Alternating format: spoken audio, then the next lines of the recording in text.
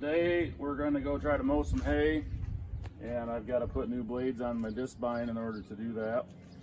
So we're going to start off with scraping out all of the debris that's stuck on the cutter bar here, so that way it's easier to change the blades. I'll show you why we have to remove all this in just a minute, but it works a lot easier if we just scrape it out real quick. Already got most of them done. This is a newer disc bind that has what they call quick change blades. So there's a special tool that we have to use to get them out, and if that dirt is cleared out, it works a lot easier.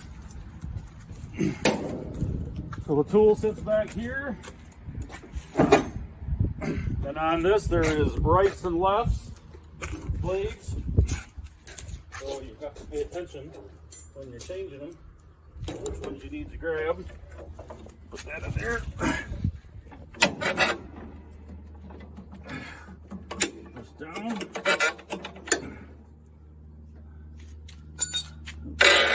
That one requires the other one. How long is this task gonna take for the whole thing? With the quick change blades, I can probably do this in about 10 minutes. If I had the old style, where you had to take all the bolts apart and change the little wear round thingies that went in there, they used to take me almost up to an hour to do. And it was quite miserable.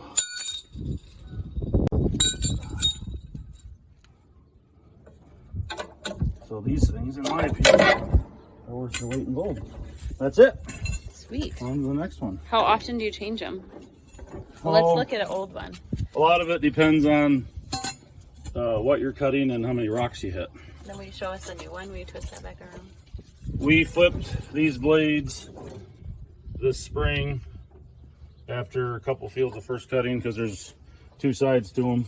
Oh. So as long as you don't hit a rock and bend them, all you gotta do is flip them over and then they're usable. So the one side of these blades would have been what I could have finished up last year with second and third cutting, and then I would have went to the field, I think, this spring. There's a field that I have got some washouts, and so sometimes there's rocks that I hit, unfortunately. So I waited till that field was done before I flipped them and put the sharp ones on. And then we just mowed a field of new seeding the other day. And I'm sure we probably hit a fair bit of rocks, even though we didn't hear any. Even though we seem to have picked so many rocks, I don't know how we did, but either way, it's time for them to be changed. And second cutting grass is really fine, and so it's just a lot easier if you have sharp blades to start off with when you're mowing them. I'm mowing it.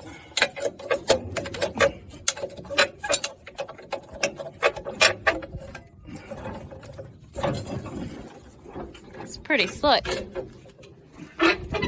Yeah, I'm not really sure which manufacturer came out with them first, but they all seem to have them now. And it's hard to believe that they're an option. They don't come standard with them. All right, we'll watch Mitch change the rest of these.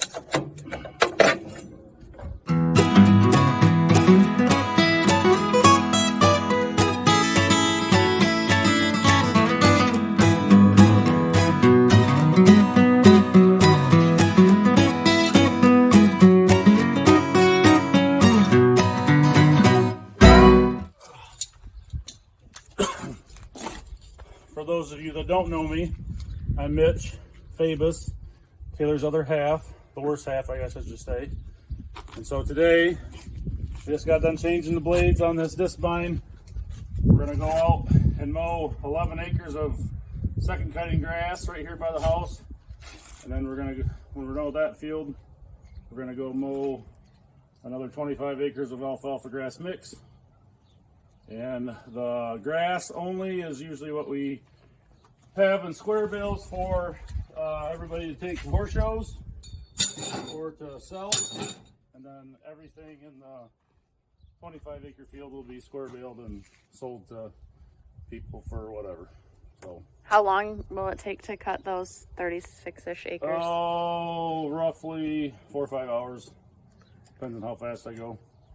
Everything's dried off now, so I can probably go anywhere between 8 and 10 mile an hour. I think we'll ride in the cab and we'll watch you get some hay cut. Sounds good.